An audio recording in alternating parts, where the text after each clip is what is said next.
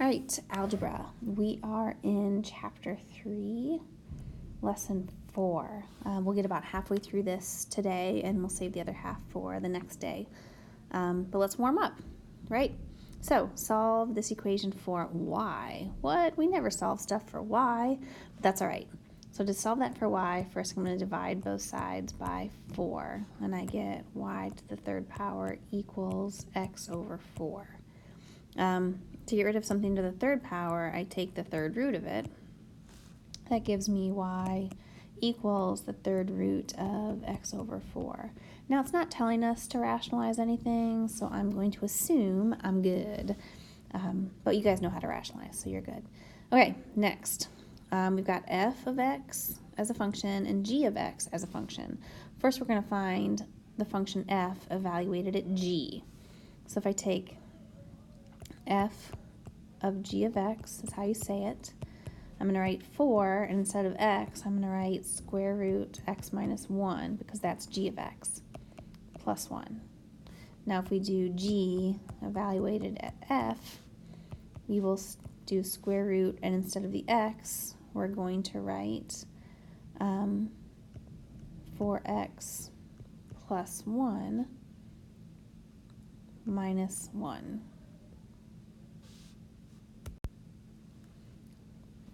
Those cancel out, and I'm left with the square root of, hold on. I did not see all of g of x, so let's go ahead and try these again. Sorry about that. All right, so 4, and instead of x, I'm writing g. X minus 1, but there's a plus 1 over here that I did not see, and then plus 1. So that will give me 4 square root x minus 1. Distribute that 4 over here. Plus 1 is 4 root x minus 1 plus 5. Sorry, I did not see this right there. G evaluated at f of x will be, I get the square root, and instead of x, I'm going to write 4x plus 1 minus 1 plus 1. So under that radical, the plus 1 and the minus 1 cancel out, and I've got 4x, and then this plus 1. Square root of 4 is 2, so 2 root x plus 1 is going to be my final answer. And that's my final answer for that one. All right, the formula for an area of a square is A equals S squared. What is the formula for finding S when A is unknown? So we are going to solve for our side. If I take the square root of both sides, I can say that one side is equal to the square root of the area. All right, that'll lead us into today's lesson. Recall that you learned that a relation is a pairing of input values with output values. Input values are the domains. Okay, this is your domain. And output is your range. An inverse relation interchanges the input and the output values of the original relation. This means that the domain and the range are also interchanged. So inverse relations, what we're doing today, we're going to interchange the input and the output. Input is your domain or your x value. Domain is your output, input is your domain or your x value. Output is your range or your y value. So we're going to interchange those things. If you look at in blue, I've got my original relation. This is my original function, my original equation that relates two variables, x and y. For every input, I get an output. For every domain, I get a range. Okay, for every x, I get a y. Now, we can do an inverse relation, which is what the point of this lesson is. That just means that I flip them. For every x, I can figure out the y. This is my output. This is my input, which is backwards from that. Okay, if you look at all the values, they've been flipped, right? All right, so the graph of an inverse relation is a reflection of the graph of the original relation. The line of reflection, what we always reflect it over, is the line y equals x. To find the inverse of a relation given by an equation in x and y, switch the roles of x and y and solve for y. This is what we're going to do right now. All right, but I want to rewind a little bit. When I have an inverse relation and I want to graph it, it actually reflects over this line, y equals x. So our first original relation, 0, 6, yep, is drawn in blue. I'm going to highlight it in green though. Okay, it's this line right here. And when I do the inverse relation, I actually reflect that line that I highlighted in green. I reflect it and becomes the line in red. So this is the inverse relation, and this is the original relation. And it's reflected over this line. All right, find an equation for the inverse of the relation y equals 3x plus 5. So it said to flip the x and the y. That's what I'm going to do. I'm going to switch x and y. So I'm going to have x equals 3y plus 5. And then solve for y. Keep on solving for y. I get y equals x minus 5 over 3. Okay, this is called the inverse relation.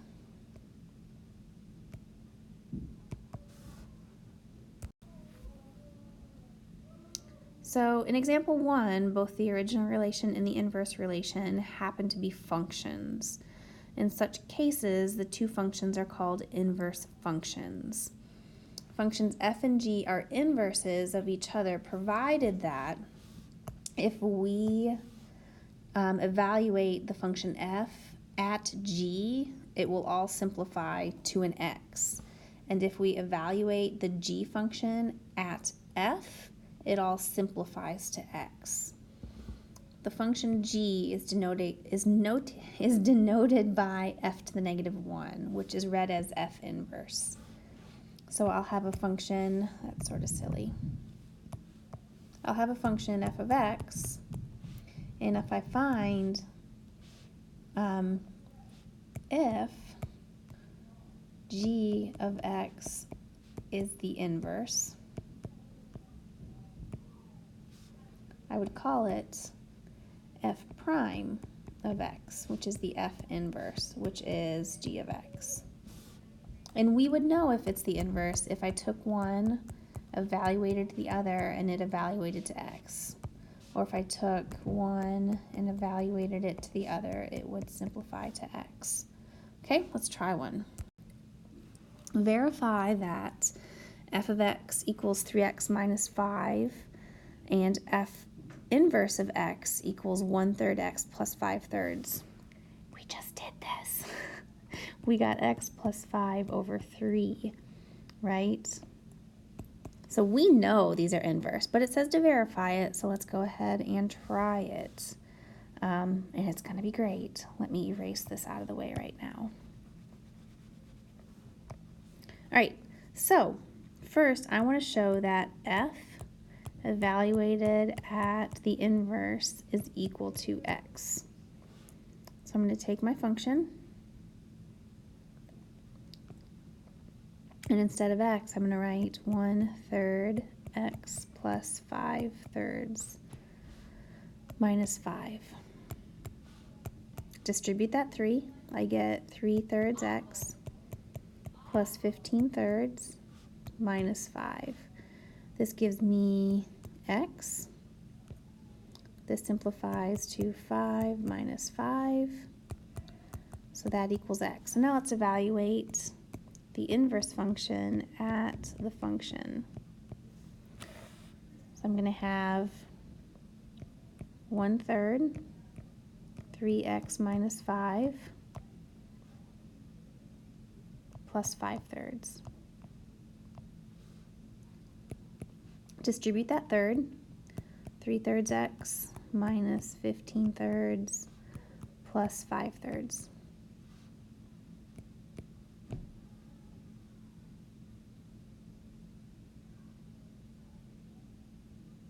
Sorry, I see my mistake. Like this isn't working. I distributed that incorrectly. Okay, so that gives me x, negative 5/3, positive 5/3 is just plain old x. Okay, so it works. I verified it. I checked both ways and it worked out. All right, let's try another one. Solve a multi-step problem. Elastic bands can be used in exercising to provide a range of resistance. A band's resistance R in pounds can be modeled by R equals 3/8 L minus 5, where L is the total length of the stretched band in inches.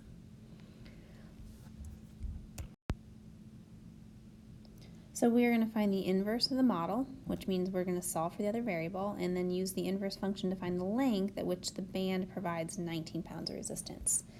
So let's go ahead and write down that model. So I'm trying to find the inverse, and then I'm going to use that equation to find the length, which gives me 19 pounds. So let's solve here. I've got R plus 5 equals 3/8 L. Multiply by the reciprocal fraction to get rid of it. So I have L equals 8/3 R plus 5. Now, what would our length be for a poundage of 19?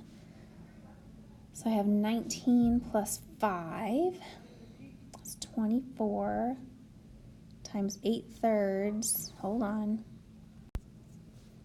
My length needs to be 64 inches. All right, let's practice a few. So find the inverse of the given function, then verify your result and the original function are inverses. So first let's find the inverse. I'm going to say y equals x plus 4, flip my variables, x equals y plus 4, subtract 4 from both sides, I get y equals x minus 4. So f to the negative 1 of x equals x minus 4. Let's go ahead and verify it. So the original function evaluated at the inverse is, instead of x, I'm going to write x minus 4 plus 4 equals x. And then we'll do the inverse evaluated at the original function, which is, instead of x, I'm going to write x plus 4 minus 4. Okay, check, check. Try another one. First, let's rewrite it. Flip your variables. Solve. Divide both sides by 2. So y equals x plus 1 over 2. F to the negative 1 of x equals x plus 1 over 2. Okay, let's verify it. First, let's do the function evaluated at the inverse function. So 2, and instead of x, I'm going to write the inverse, x plus 1 over 2 minus 1. Okay, numerator, denominator, I can cancel those. X plus 1 minus 1 equals x. And then we can evaluate the inverse at the original function. Instead of x, I'm going to write 2x minus 1 plus 1 over 2. 2x, those cancel out, over 2 equals x. Check, check. All right, let's try this one. So write down our variables, change them out, Add 1 to both sides. I get x plus 1 equals negative 3y. Divide both sides by negative 3. And I get y equals, let's move that negative x minus 1 over 3. I know that seems a little confusing. Okay, that negative distributed to the x and the 1 and became negative x minus 1 over 3. So let's write our inverse function. I'm going to do negative x over 3 minus 1 over 3 because when I evaluate it, it'll make it a little bit easier. So let's evaluate the original function at the inverse. Negative 3 times negative x over 3 minus 1 over 3 minus 1. Distribute that negative 3. I get 3x over 3 minus a negative 3 over 3 minus 1. That makes a 1, and a plus, that makes a 1. So x plus 1 minus 1 equals x. And then x to the negative 1 evaluated at the original is negative 3x minus 1 minus 1/3. So instead of that x, I put in the original function. Distribute that negative, I get 3x plus 1 over 3 minus 1/3. Mess with that a little bit, I get 3x over 3 plus 1 over 3 minus 1 over 3. That equals 1, or those cancel out, sorry, that equals 1, so I get x. That one was a little hard, right? All right, use the inverse function in example 3 to find the length at which the band provides 13 pounds of resistance. So the original equation we had was 8/3 r plus 5. We need 13 pounds, so 8/3, 13 plus 5. That gives me times 8 divided by 3. 48 inches for the band. Great, that's where we're going to stop for today, and we'll finish the rest tomorrow.